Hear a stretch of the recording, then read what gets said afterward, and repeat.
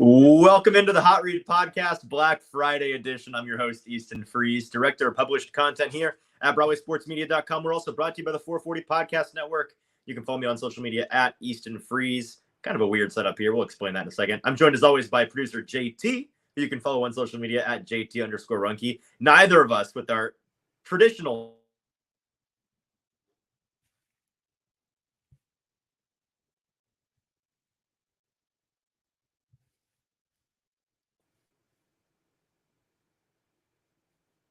Uh-oh. There you are. Oh, can you hear me? Hello. Yes. Back? So as he was saying, I was waiting for you to come back, but yes, we are flying by the seat of our pants or whatever. The seat of our pants. Whatever it is. I don't know what the saying is. You're the saying guy. But yes, as you can see, Thanksgiving with the holidays, we are kind of in a different setup today. For me, neither of us with our situation figured out. I have a virtual background right now because if I were to take this off, you would see the most frat-looking bedroom that I am currently being lodged in by my brother. So I thought the lovely people would rather look at this than that the disheveled and decrepit bedroom behind me. So that's good. And then Easton, you flying off an iPad by using an iPad today. Well, I'm trying. Can you hear me now? Can you see me now? Yes, I can. Yes. Okay. I'm sorry about that, guys. Listen, we're going to be transparent with you here. It's a holiday week. As JT said, we're flying by the seat of our pants. I just got back from Knoxville to see my grandparents for a little Thanksgiving get together with family. Left my computer there. Luckily, my parents are still there, so they're going to bring it back to me. It's not a big deal long term. But today, for today's show, this afternoon show, I'm flying on an iPad, and apparently the internet's also not cooperating, and I don't have a green screen, so this is what is behind me typically in my home studio, knickknacks and things and maps and stuff. This is in my home office. But yeah, we appreciate you guys tuning in with us. It's a holiday week. We had every excuse in the book to not do 3 shows, and you know what? We're grinding it out. We're pushing through adversity to get our 3 shows in. And here we are talking Titans and Panthers ahead of a big game on Sunday. Kind of an abbreviated show today. We'll go through some key points in this game, talk about the injury report, talk about the Best Bet Gauntlet Thanksgiving special, which has now come to a close, a successful outing for the show. Then we'll get into some Best Bet Gauntlet picks, an abbreviated Best Bet Gauntlet for the actual Sunday slate. We've got 12 more games in week 12 to get to. And JT and I will be picking our 3 favorites each, kind of cutting that down because we've already made a bunch of picks in the Thanksgiving slate. We didn't want to pick 10 of the 12 games. It's a whole thing. So we'll pick 3 this week, but the Best Bet Gauntlet rolls on. Rest assured, we'll be betting this Sunday slate. All of that coming up in just a second, but got to shout out our wonderful and amazing sponsors over at Boom Boss Craft Pizza and Tap House. JT, guess where we're going to be back this Thursday? In Spring Hill. That's right. I'm excited to be back there. Sorry, I was taking a sip of water. I wasn't expecting you to throw it over to me. But yes, we'll be back at Spring Hill this week for what should be a good Thursday night game here against the Dallas Cowboys and the Seattle Seahawks as Easton struggles once again. But you know what? It's fine. You know, the people have been waiting for this moment. They've been waiting for producer JT to rise up and take over the duties here. But yeah, we'll be back at Boom Boss this week for what, outside of the Baltimore Cincinnati game, is probably the best Thursday night football slate. I know should be a good one with how the Cowboys played this weekend. But yeah, it's going to be a lot of fun, and I'm excited to be there. As Easton, you are changing locations. Can you see me again? Am I back? Yeah, I'm moving closer to my router. We're doing whatever we possibly can to make this work. Can you read me now? I can read you. And you know what? Just because you're having, how about we'll go on the fly here.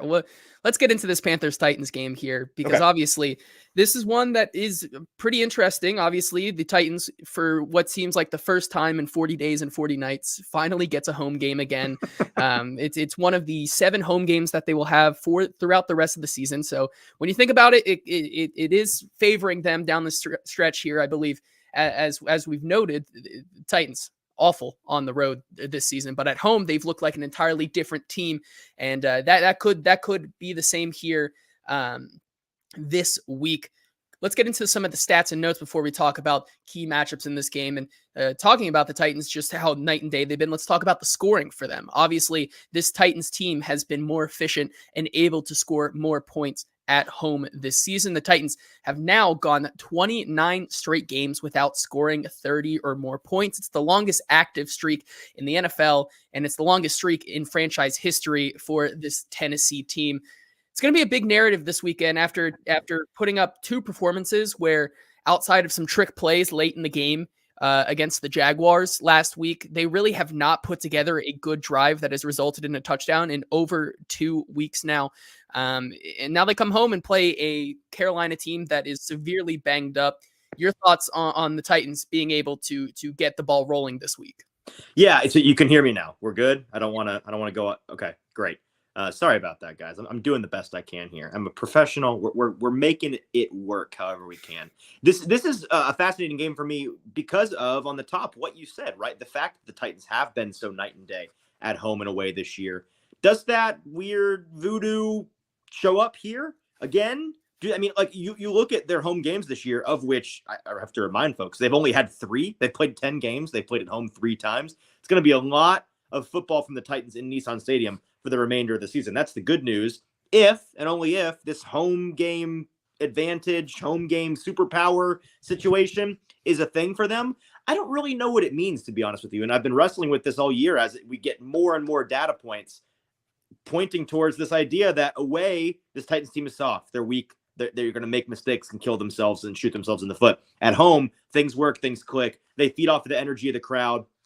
They feed off of the comfortability of being at home, being able to work at their home facility and not have to travel and stay in a hotel and all these things. Like, there's a lot of variables involved in that travel schedule and in why a home field advantage means so much to a team.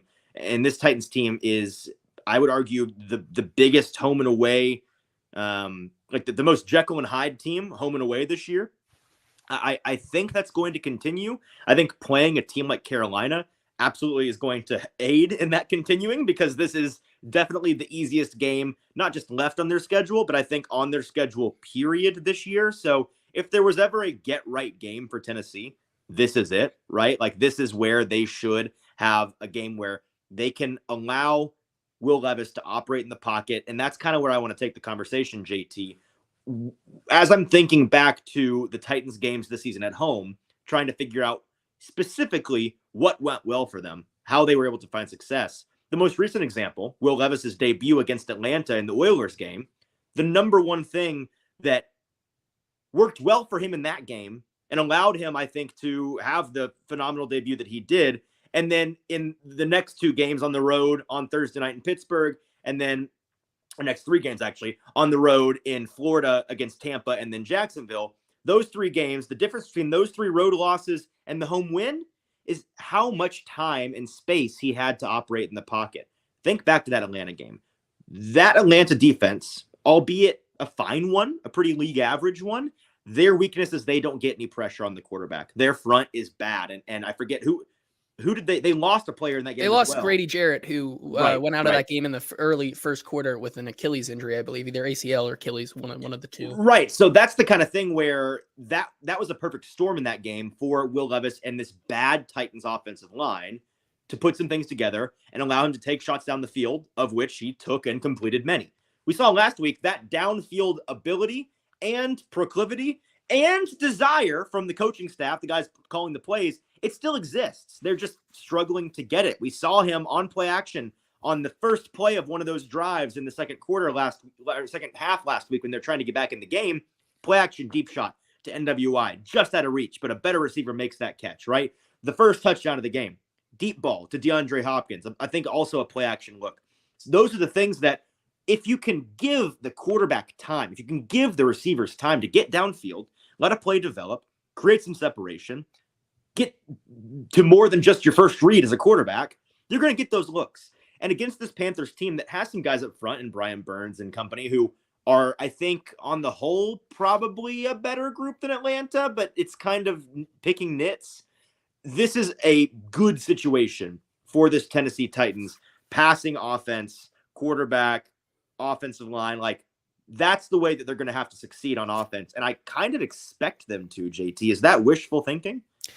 It it certainly can be considered wishful thinking, but also it's like you said, it's not a group that is an end all be all, just world beater front seven for the Carolina Panthers. Obviously, if that were the case, there wouldn't be so many points being scored against the Carolina Panthers this season. Right. But like you said, where I do think it may get into some wishful thinking is with the situation at left tackle. And it was reported earlier today by when Mike Vrabel said that Jalen Duncan will be getting the start at left tackle for the Titans this weekend. And where I think it is wishful thinking is in this scenario where with Jalen Duncan starting at left tackle, it'll be the 8th different starting combination of offensive line in 11 games this season. And I think that's just where, could they put it together? Maybe, but also, are they going to have some hiccups? Because for the 8th time this season, this is an entirely different look for this Titans team. Obviously, it's very important for an offensive line, if they want anything to go right, is that they have to be on the same page, and you got to be with your guys and kind of get that chemistry. The Titans, whether for the lack of trying, they have not been able to do that because of the injuries. There's just been no ability to get on the same page, get that chemistry. And that's where we see them shoot themselves in the foot time after time with the penalties and not being able to execute on third down because they're instantly getting beat. And Will Levis has no time. So that'll be interesting for sure to see. And then while we're on the offensive line topic, let's just talk about this Carolina side. And like you were saying, it could be a time for the Titans offensive line to figure things out. It also could be time for the Titans defensive line, front 1,000%, yes, to get something going. So obviously Austin Corbett, the Panthers guard, is now joining Brady Christensen on IR. The Panthers will be without both of their starting guards for this team, already a unit that wasn't very effective for protecting Bryce Young and getting run game going. But now they lose another cornerstone of that front five there for the offensive line. So this could be a spot here where Jeffrey Simmons and company finally, after hearing so many weeks in a row, we have to do better. We have to do better. Even Jeffrey Simmons last week said, I'm tired. I'm tired of saying we have to do better. We just need to do it. This could be the time for them to do better. That's why, like I said, it's a get right game for this team in every element, in every sense of the term. This is it's a turning point for this team in the sense that if they're going to show any fight, any life down the stretch, it has to start here, I feel like, right? Like, it's not getting any easier from here. They've got not the hardest schedule in the world down the stretch, but this is the easiest point on the schedule, and they need to fix some things, especially elements of their team like that defensive front, like the pass rush, that's supposed to be a hallmark, supposed to be a cornerstone of the way that they play. That's got to show up. I want to go back to the offensive side real quick because I'm glad you brought up that statistic about how often the Titans offensive line 5, the starting group, has shifted around and shuffled week after week this season. Like you said, 8 times in 10 games, they've had a different 5 starting out there. You want to talk about a great way to have a bad team? It's to have a bad offensive line. And you want to talk about a great way to have a bad offensive line? It's by having really bad players. And you want to know a great way to have bad players on an offensive line not work even a little bit? It's by constantly changing them and giving them no opportunity to develop chemistry, no opportunity at continuity. Now, that's not to say that they should have or should now just stick with their 5 guys forever. Like, Jalen Duncan coming in to start at left tackle this week is a very, very good development. And all of the Vrabel haters out there that talk about how he likes to pound his head into the wall over and over and change nothing and just try the same thing over and over, defining insanity, they're pounding their head over the fact that, shockingly, given the opportunity to start Andre Dillard back at left tackle this week, he's doing what we've been saying. Find stuff out. Try stuff. Do stuff different and see what you've got in your assets. That's where this team is at this season. It's where they need to be investing their time and energy, and they're doing that with Jalen Duncan. So a round of applause for them in doing that. Maybe it crashes and burns. Maybe Dennis Daly. I mean, we saw today, the grass is not always greener. Like, everyone's saying Zach Wilson, anybody but Zach Wilson, literally anybody. Okay, Tim Will goes in, and then you realize, nope, it actually can get worse, right? There's a chance that Jalen Duncan, a very raw project prospect, goes in there as a rookie and by the third drive, they're pulling him out. Like he's untenable. It's possible. I'm not saying I think that's going to happen, but it's a possibility. And you've got Andre Dillard back in there. If that's the case, fine, great. You found out, like, you're not trying to succeed. I mean, you are, but the number one priority is finding out what you have. Number two is succeeding, right? And so in letting him play, yes, it changes the offensive line. And yes, they need to try to find some amount of continuity with their five so that they can develop chemistry and get some reps in and stack games. That doesn't mean you shouldn't do what they're doing, and I'm glad that they're doing it.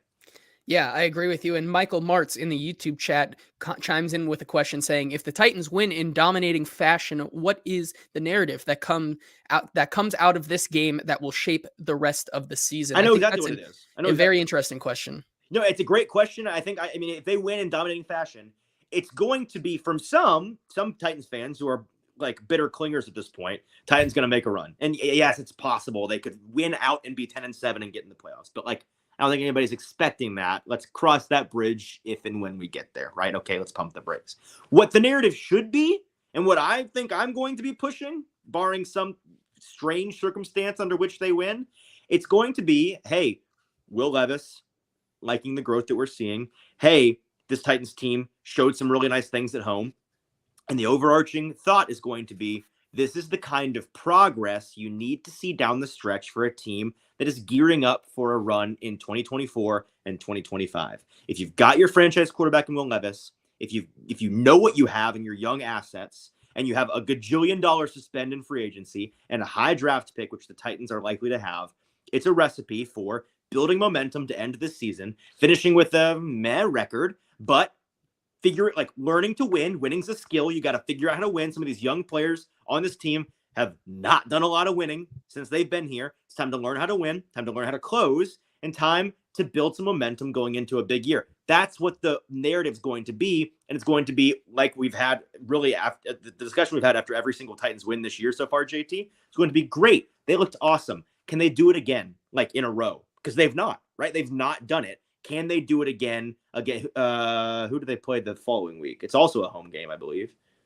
I forget. I believe it's maybe the Texans. I think it's one of the Texans games, or the Colts. Maybe it might be. I think it's a divisional game. It's a divisional game. It's at home, right? So like that's what needs to. They'll be playing the Colts next week on December so Colts 3rd. at home. So exactly, like you've got a back-to-back home game stretch for the first time all year. If the home game voodoo is a thing, then you better like keep that switch flipped on. Keep it up. Can you do it twice in a row? Can you build on what you've done? That's what I think it's going to be. Yeah, and let's talk about now, if that is the narrative, let's first of all talk about the ways that the Titans could actually win this game. What are some of the keys to success here? And I think one of the biggest ones, and it's probably a key to success for any football game in the National Football League, eliminate the mistakes, eliminate the turnovers here. You're playing a team in the Panthers who they've played 10 games this year. They're 1-9, but in those 10 games, an opposing player has won Player of the Week award in half of those games. And if you look at the players who won in those games, you have 3 defensive secondary backs in Falcons safety Jesse Bates, Colts cornerback Kenny Moore, and Cowboys cornerback Daron Bland. So that could be a way that the Titans look to eliminate those by making and forcing Bryce Young to make some mistakes. And then the Seahawks running back Kenneth Walker and the Dolphins running back Raheem Mostert both won Player of the Week when they played the Carolina Panthers. So could it be a get-right game where this Titans offense leans on Derrick Henry and kind of pushes the narrative once again that if Derrick Henry gets 20 touches, they win, and we continue that narrative this week? I sure hope not. Never mind. I forgot about that. You've reminded me now, and now I'm hoping it doesn't happen. Like we got to quash that. We got to stop. Stop the magic. So it's interesting because that's where I think it's big. You're going with obviously 2 rookie quarterbacks in this matchup. One who in his first 4-ish games, I believe that he's played in Will Levis, has looked up and down, but pretty consistent, not making a lot of egregious errors in these games. And he really hasn't had the chance to show us making those errors because he really doesn't have any time at all to throw the ball whatsoever in these past couple of games against some pretty decent defensive line and pass rushing groups. And you're going up against a quarterback in Bryce Young, who has not looked to be that number one overall pick that many thought he could be, and clearly the Panthers ownership thought he could be. And so you would expect in this game, if you want to win, you have to win the turnover battle, and you have to have Bryce Young make some mistakes. And that's where the secondary group, led by Roger McCreary, and who needs a bounce back game as well, and Christian Fulton, who has quietly put together some solid weeks. If there was a week for them to get it right and get on the same page, it would be this week. No, I completely agree. And you bring up yet another instance of a chance for this team to get right. This Panthers team turns the ball over a decent amount. This Titans team not been able to produce turnovers much. Like, I think they're still, last I checked, bottom of the league. I don't know if that's still, they're near the bottom at the very least. They're not giving the ball away a ton, which is good, but you need to get the ball taken away by the defense, and they've not really done that. This is an opportunity for them to get right in that regard as well. I agree with everything you said. I have no notes on what the keys to this game are for the Titans. I think allowing Will Levis time to operate in the pocket, get the ball to his receivers, leaning on the run game and I talked about this earlier in the week and watching last week's Titans game. This Titans offensive line, for all of the spotlight on how bad they are in pass protection, they also are physically incapable, it seems, of resetting the line of scrimmage in the run game. Like, this Titans team for years was able to reset the line of scrimmage 2-3 yards downfield on a semi-regular basis when run blocking, allowing their running backs 3, 4, 5 steps to hit the hole and reach contact. Derrick Henry and Tyjae Spears, I believe it's 2.4 and 2.6 yards on average this season before reaching any form of resistance in contact. That's not really tenable.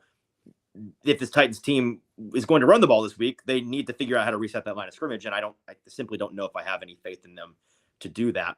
But if they can against this Carolina team, it's time. Like, even if it's not sustainable against better teams, you gotta get reps for some of these young guys that are going to be the future of this team to build on, to get some confidence, get some juices flowing, give them some buy-in.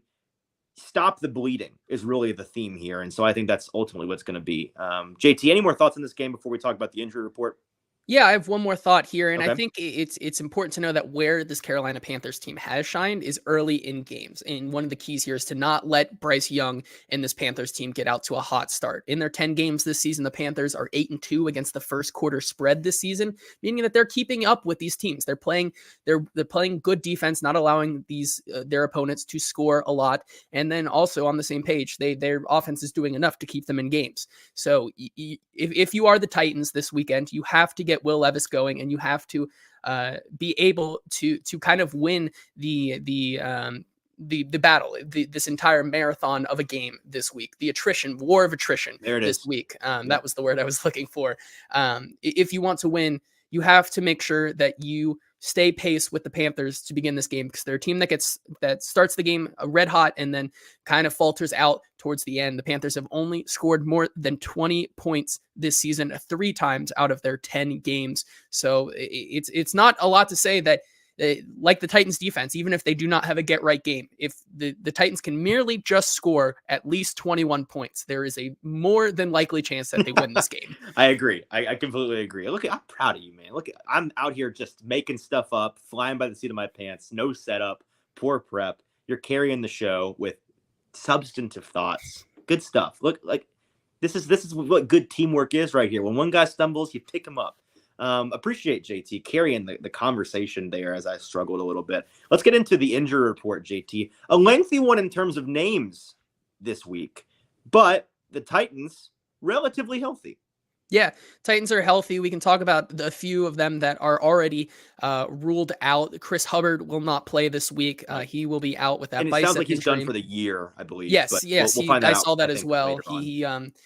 Jordan Schultz, I believe, reported that earlier this week that he is done for the season. So that's a major blow for a guy who has really been one of the best on this offensive line. The 11-year NFL veteran is the guy that is making things work this season. Who you bought for pennies at the last minute in the summer. Yeah. It's tough for him, but it looks like he wants to continue playing after this injury. So maybe an interesting depth piece to look really at nice in the offseason. Really smart guy. I've enjoyed getting to talk to him this season, and I hope that he continues to find success. Good guy. And then the only other player that has already been deemed out this week is wide receiver Treylon Burks, who is now missing his third straight game with that concussion injury. I want to talk about this one. Obviously, there's a couple narratives with Treylon Burks within this one. One is that is it even currently with this team? And clearly, if he's out 3 consecutive games, it was a significant enough concussion to say that this is the second time in as many years, in 2 years, that he has had a concussion of this severity. What do you expect the Titans will do with him going forward? Do you think, is there any inkling at all to them maybe shutting him down for the season, making sure that he's good to go in his young career, or do you anticipate him coming back anytime soon? I do anticipate him coming back relatively soon. We heard from some assistant coaches this week. I believe Rob Moore was the one, wide receiver coach, talking about they've done some things, like they've made some progress with Treylon Burks. He's gotten some work. He's getting closer. He didn't really elaborate on how close, but he's around the facility. He's smiling. He's participating in the facility out at practice. It sounds like very minimal, if anything, so far, but it sounds like he's trending in the right direction. And that was kind of the first update we've gotten at all as to whether or not and when Treylon Burks would be returning to action. So like next week, maybe. I feel like we'll see him at some point in December, maybe sooner than later. Let's talk about the guys who are questionable today for the Titans, who we don't know if they're going to go yet or not. First of all, linebacker Luke Gifford with a shin injury is questionable. And then Terrell Edmunds, the new safety in the Kevin Byard trade, he is questionable to go with a shoulder injury. Of the two, probably the more significant one is Terrell Edmunds. Yes. Your thoughts on him being able to go this week? Yeah, I mean, they need him to. They need him to. It's a depth situation at safety. Like, you got, I believe, Mike Brown back on the roster now, if I'm not mistaken, at safety. So that'll be the guy that gets more of a workload as that third rotational safety if Edmonds can't go. But beyond that, it's really slim pickings. It may require a practice squad call up that I'm tweeting out at some point on Saturday. That's a situation where you need the guys that you have to be healthy, or else you're going to be it's going to be tough for them. Yes. As Easton once again freezes. I think one of the big additions though for the Titans this weekend is the addition back of Sean Murphy-Bunting to the roster. He was a full participation 3 times this week already dealing with that thumb injury. He is good to go. That is much needed help for them in the secondary. I know he was still wearing, I think, sort of a brace or something on that thumb this week at practice. However, he's off the injury report, good to go. So that is much needed help for this Titans secondary. Yeah, I'm sorry. I disappeared again. I don't know how much you heard about Terrell Edmonds that I had to say, but I feel like I got the point across. Yeah. Yes. Okay. It's very slim pickings at the safety position for sure. That's what I was trying to say. SMB returning is a big deal, and I think we will see him in a club or a brace of some sort out there playing. But that's one of those things where one player added back to this rotation, getting one of those UDFA corners out of the recipe for disaster that is this Titan secondary, and getting a veteran in SMB back in there who may be a bit rusty, but is a guy who is certainly a cut above anybody who's been replacing him. That can go a long way for a Titan secondary. And again, in a get right spot, this is a great kind of, I'm not trying to be too demeaning of what Carolina's going to throw at the Titans, but it's a nice warm up, welcome back situation for Sean Murphy-Bunting. So having him back in the mix is a big deal. I recommended to him, in the locker room last week when we were talking to him, he couldn't play last week, but I said, when you do come back, if you do wear a club, he needs to wear one of those, in baseball, they have the sliding mitts where it's like some of the guys have mitts that seem like it makes their hand like 6 inches longer. It's like, that's crazy how he needs to get one of those. He needs a club that's just like 6 inches longer than his hand. So he has just monster reach and can bat every ball down. That's what I think he should do. We'll see if that's the case. We should do it like in SpongeBob, where SpongeBob stabs a jellyfishing net through his club there. We should put a net on Sean Murphy-Bunting so that he can just wave it around and catch the football in the net. That would be that's an interesting idea. That's a good angle. But on the Carolina Panthers side here, a couple of big names here. First of all, Hayden Hurst will not play in this game due to a concussion. Obviously, a big part of that Carolina Panthers passing attack. Also, a couple other ones here. Jeremy Chin, the safety, also out with a quad injury this week. Big for Titans wide receivers to get open. And then on top of that, their star cornerback, J.C. Horn, is also doubtful to play this week with a hamstring injury. Those are going to be big ones. If the stars are just aligning. If Tennessee can't do it this week, I don't know. I don't know what we're going to talk about, man. I don't know. They don't necessarily have to win, but they have to look competent against this Carolina team. They have to. Yes, they do, because this outside of Brian Burns on the defense, this Carolina team is going to be missing a lot of players, and that's pretty much it. My thoughts, at least, on the injury report. Do you have any others? No, none on the injury report. Can we recap the Thanksgiving best bet gauntlet real quick? Sure. Let's move on to the best bet gauntlet. Let's recap the Thanksgiving slate here. Easton, you had a better day than I did, including today, where let's go. Absolutely getting beaten with a club over my head on some of these bets, man. I end up going 5 and 6 on the best bet gauntlet slate for the Thanksgiving, but you saved my butt going 9 and 2 on those. Obviously, well, you had only been doing that. The roles have been reversed for like 2.5 months. So for one 48-hour period, I decided to return the favor. So we're even now, right? Yeah. Okay. That's you how were it works. carrying the show for 2 months, and then I decided to carry it for 2 days, and then we're even. And now we're going to. We're going back. I hope we're going back. We're flipping back now as we move on to the best bet gauntlet abbreviated edition for week 12. Right now, we're making money still. We're up to 57% when you get 57%, baby. 57%, baby. When you factor in the Thanksgiving bets. Easton, your record for without the bets, but just for week to week here, 27, 27, and 1. And then my record 32, 20, and 3. So you have the ones where it is added, correct? Yeah, I've got the updated one. So after the Thanksgiving slate, where we each had 11 bets apiece. This is really a testament to how incredible, JT's been just kicking butt all season long, because I skunked him on the Thanksgiving slate and he's still beating me. I am at 36, 29, and 1 on the year. JT, you're at 37, 26, and 3 on the year. All told, through the Thanksgiving landmark on our best bet gauntlets calendar, the show is at 73, 55, and 4, a fantastic 57%. Can't complain. We will take that each and every year. We continue to make you guys money and money for ourselves, and we're looking forward to finishing strong, because it's a situation where we've only got 12 games this weekend, Sunday and Monday. We're gonna and we've already made a bunch of bets. We've said on the show before, we're not betting just to bet. Okay, we're betting to win.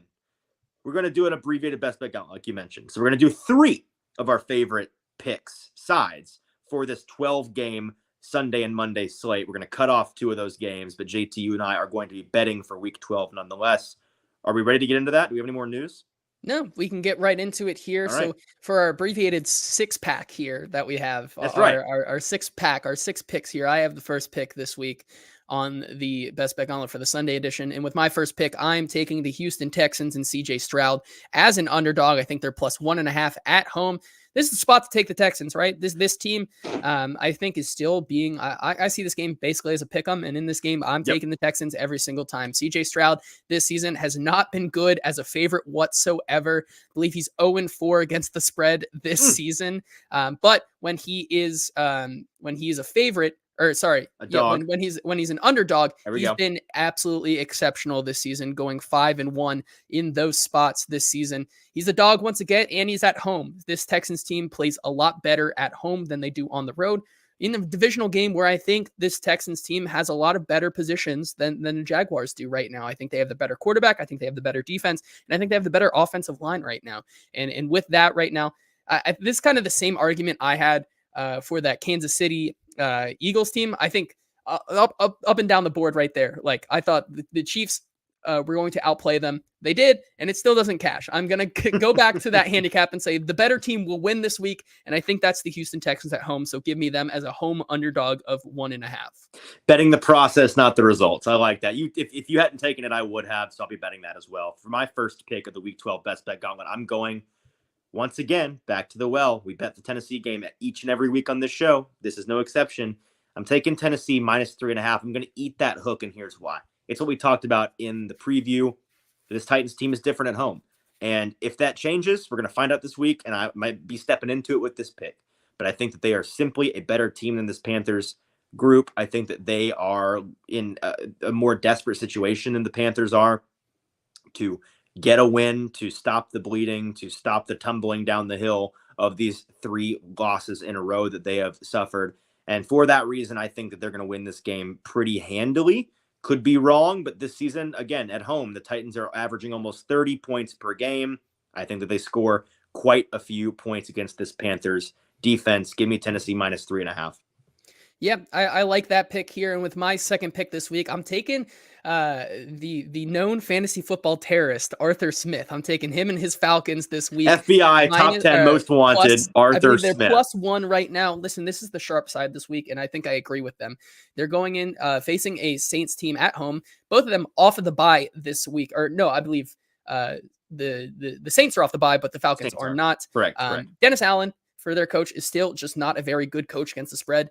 5-13-2 against the spread versus divisional opponents in his career. He's 1-6-1 against the spread versus divisional opponents as the head coach of the Saints. So when it comes to divisional games, he plays them close. And I think this Falcons team, who's moving back to Desmond Ridder, plays better at home. And that's where they are this week. Obviously, there's a lot going on with Derek Carr in the quarterback situation there. Not my favorite. I think this Falcons defense still is able to eliminate the run game to some extent. So I think that they're going to try to take away Alvin Kamara. And these two teams always play close. I think this could come down to a field goal or a very last second score here. And I think it's going to fall in the favor of the Atlanta Falcons as Desmond Ridder takes his rightful place back from Hein Goat. So I'm going with the Falcons as the underdog this week in another divisional game. I love it. With my second pick of the Week 12 Best Bet Gauntlet, I'm going with Buffalo +3. Now, I'm going to be hoping and praying between now and kickoff on Sunday that this gets back to the hook. Because earlier in the week, it was Buffalo +3.5. I was a bozo and didn't lock it in on Twitter as we do with our look-ahead lines, closing line value. I bet it myself at 3.5. But I'm still willing to bet it at 3 here on the show, and here's why. I think that I know that Buffalo is the more desperate team here, right? Buffalo at 6-5, clawing, scratching, begging for their playoff lives. Philadelphia, happy, comfortable, 9-1, just beat the Kansas City Chiefs, a letdown spot for them. I think Buffalo is just I think they're both at their best, very evenly matched teams, and I think Buffalo brings their best in the situation because of how desperate they are. I think that Josh Allen has a day against a Philadelphia defense that can be had if the opportunity presents itself. Maybe he targets Kevin Byard a couple times. We'll see. But I just think Buffalo is the team here, and I think that if they lose, it's by no more than a field goal. Maybe they push here, and I eat the push. So be it. I think Buffalo +3 is the play. Wait for that hook. Maybe you get the hook before kickoff. Just wait. Maybe it gets back to 3.5. But even at 3, I'm still taking it. Give me Buffalo +3. Yeah, I really like that spot. And with my last pick in the Best Bet Gauntlet for this week, going with the New York Giants +3.5. Tommy DeVito? Mostly because who are the New England Patriots who are 2-8 against the spread this season and 3-14 in their last 17? Who is this New England Patriots team to be favored by more than a field goal against the New Jersey Italian goat himself, Tommy DeVito, with the chicken cutlets and his mama making his bed every single day. Cutlets and washing the clothes. I think Tommy DeVito surprised a lot of people last week with his performance at home. Now he's playing a Patriots team who I don't even think they know who the starting quarterback is. It doesn't sound like Mac Jones knows who's going to play this week. But they're playing a Patriots team who are 0-3 this season against teams under 500. Bill Belichick has just not been the same coach with this Patriots team, and they're going on the road to the Giants, where I think this Giants team has been playing a lot better recently, and now they have another attempt to absolutely sell on their chances of drafting Caleb Williams or Drake May. I think that happens again because, like I said, who are the Patriots to be favored by more than a field goal on the road against the Giants? I'm taking the Giants with that hook. Too easy for me this week. I even just outside of trends, just to me on paper, this makes sense. No, I dig it. I'm absolutely riding with you on that one. A gross quarterback to back, and you got to do it. With my third and final pick of the Week 12 Best Bet Gauntlet, I'm going to keep it super simple. Give me Baltimore at -3.5 against the LA Chargers. I think that Baltimore is going to get back to their beating down teams very badly ways. I think that this is a situation where if you look at what Baltimore has done the past 5 weeks, for example, they have played two teams relatively close, Cleveland and Cincinnati. Cincinnati, they pulled away and still beat them by 14 points. In Cleveland, a fluky loss. Every other team that they've played recently, it's not a divisional AFC North voodoo game, they have beaten them down, right? They beat down Detroit. They beat down Seattle. I think this is a spot for them to do it again against a reeling Chargers team that I don't think is going to be fighting for their head coach particularly hard. I think this Baltimore team is hot. I think that they're very, very good and have the ability to run away with this game. I'm willing to eat that hook. Typically, I wouldn't be, but this just feels like a spot where the chalk is the place. Give me Baltimore minus 3.5, and that wraps up our abbreviated Week 12 best bet gauntlets. To recap, JT is taking Houston plus 1.5, Atlanta plus 1, and the Giants plus 3.5. I am taking Tennessee minus 3.5, Buffalo plus 3, and Baltimore minus 3.5. That is the best bet gauntlet for Week 12. And that is our show. Apologies again to everybody for our janky setup. We'll be back on Sunday evening after the late window of games and after Titans-Panthers has wrapped up here in Nashville, talking everything in reaction to that game, back in our regular setups, regular show. It'll be all back to normal with the holidays behind us. Until then, for producer JT, I'm your host, Easton Freeze. Subscribe to the Hot Read Podcast on Broadway Sports Media's YouTube page. That's Broadway Sports Media on YouTube. Subscribe there. It's very helpful to us, and it's free. And follow us on Twitter and Instagram and TikTok, all at Hot Read Pod. At Hot Read Pod is the handle on all of those social media accounts. All right, until Sunday, we have been your hosts. This has been the Hot Read Podcast. We'll talk to you later this weekend.